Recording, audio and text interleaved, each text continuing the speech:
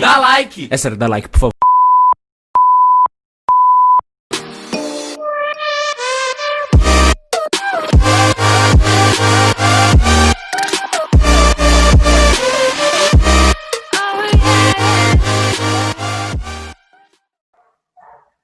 Fala pessoal do segundo ano, professora Simone Cassiari de Biologia, passando por aqui com mais uma correção do material do PET, volume 2, agora da semana 2, né, as atividades da segunda semana aí, ok?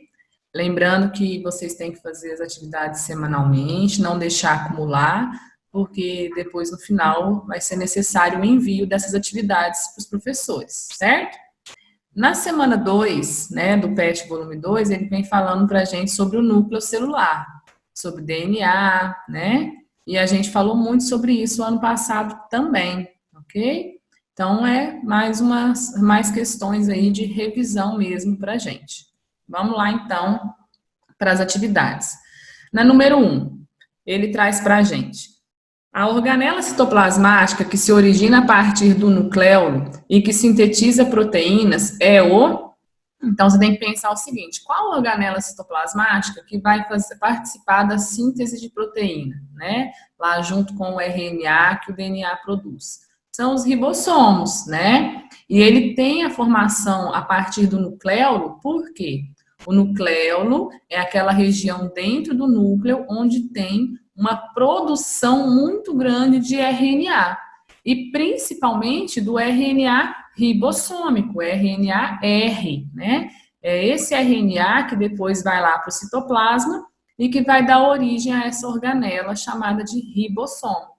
Esse ribossomo depois vai se unir aos RNAs mensageiros, né, que saem do núcleo a partir de que são cópias de genes do DNA, e vai fazer a transcrição e a tradução dessa informação na forma de proteína. Então, na número 1 seria a letra A, ribossomo. Na número 2, diversas proteínas, como as histonas e várias enzimas, embora sintetizadas no citoplasma, são encontradas no núcleo.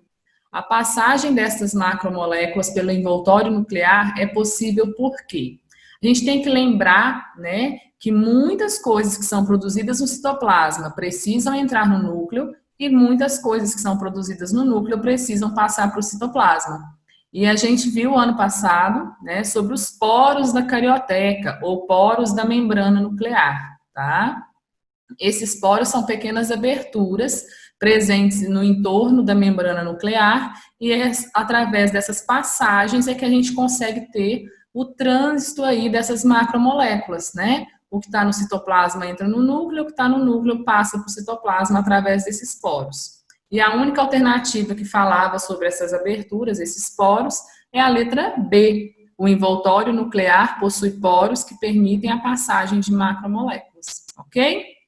Na número 3, ele pedia para você fazer a associação das colunas 1 e 2.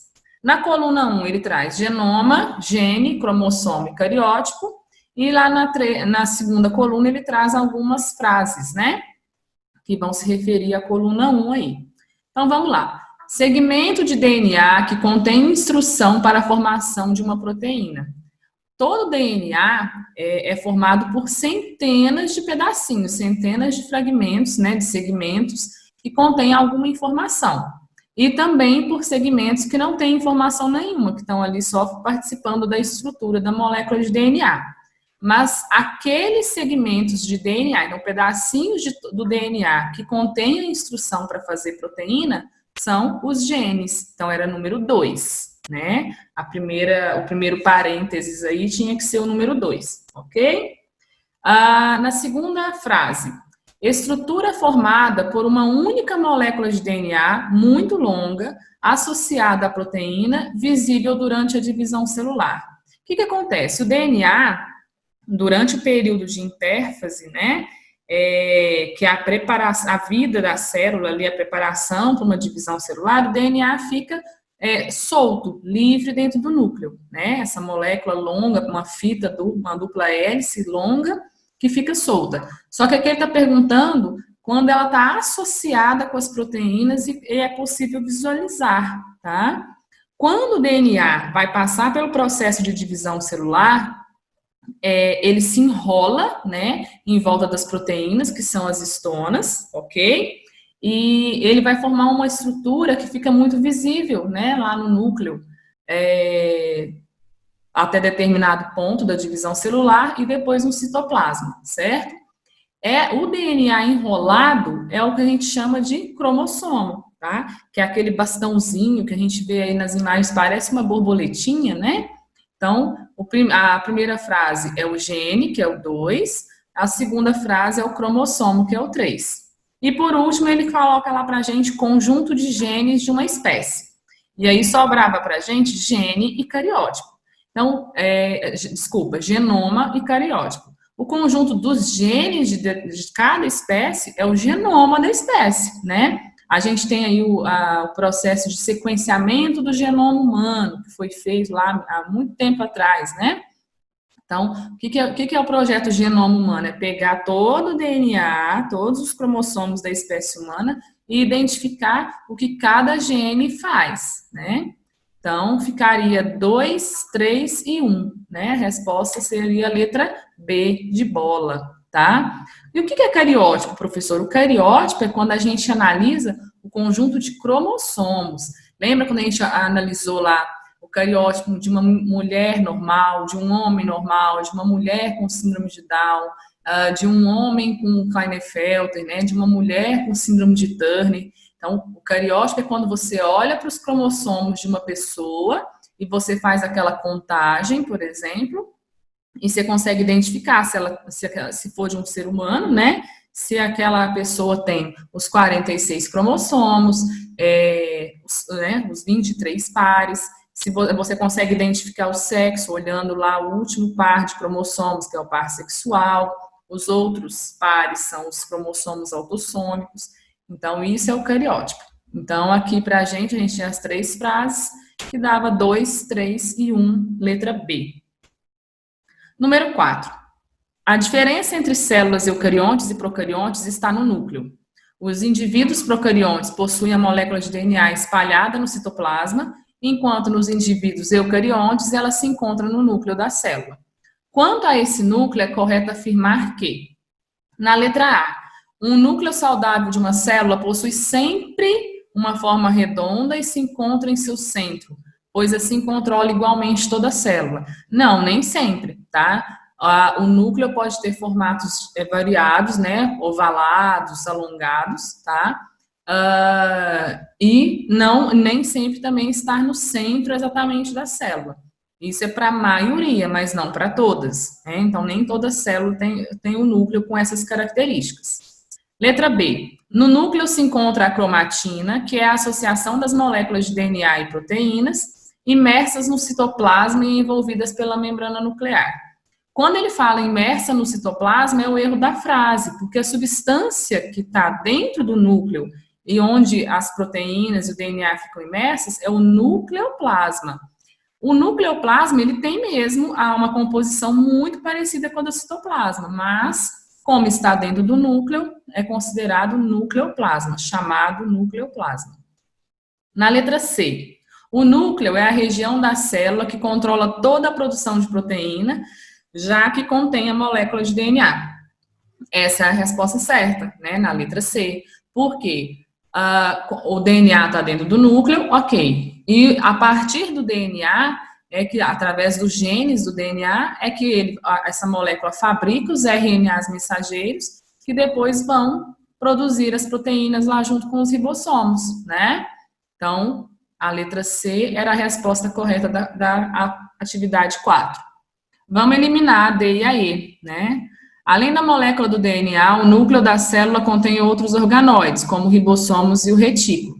Está incorreta porque dentro do núcleo você tem proteínas, bases nitrogenadas, moléculas de fosfato, uma série de coisas. Mas os organoides, que eles chamam aqui, né, as organelas, como ribossomo e retículo, está lá no citoplasma e não dentro do núcleo.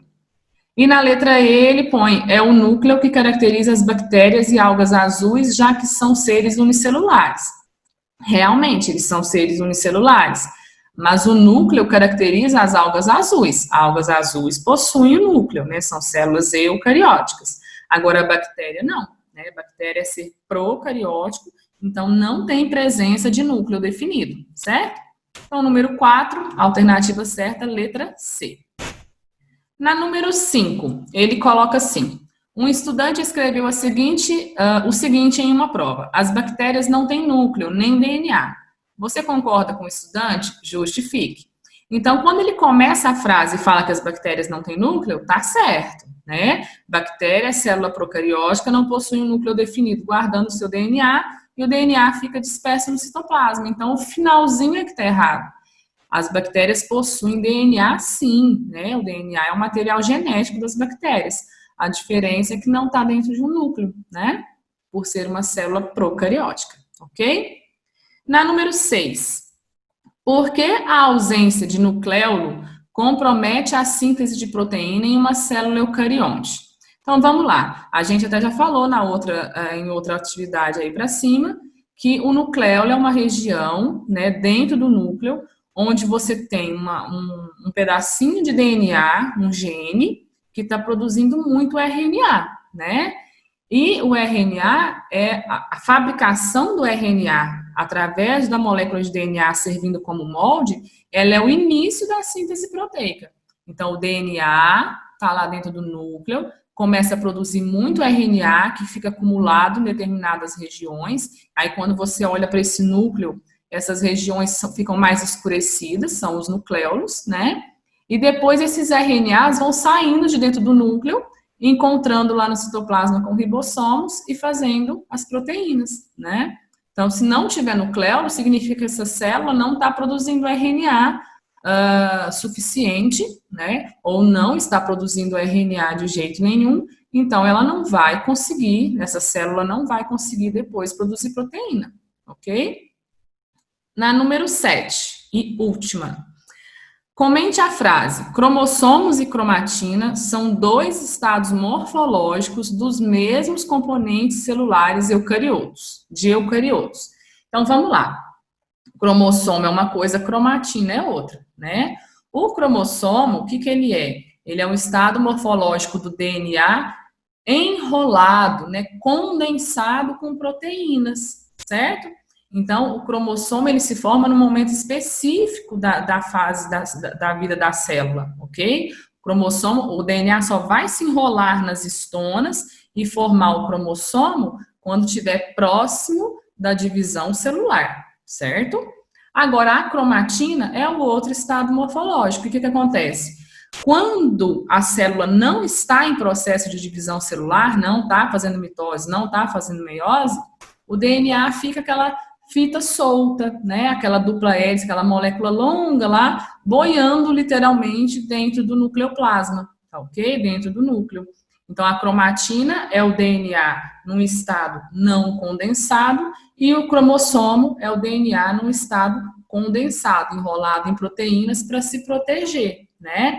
Esse ato do DNA se enrolar nas proteínas é para proteger a molécula, para evitar perdas de material genético durante a divisão celular, que vai começar logo depois da duplicação e da condensação do DNA em forma de cromossomos, ok?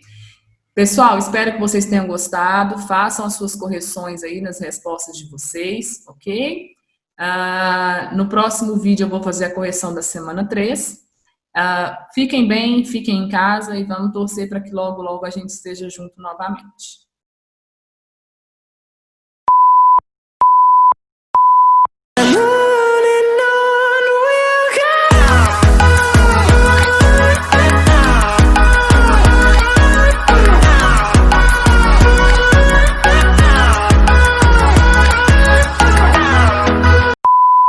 Dá like! É sério, dá like, por favor.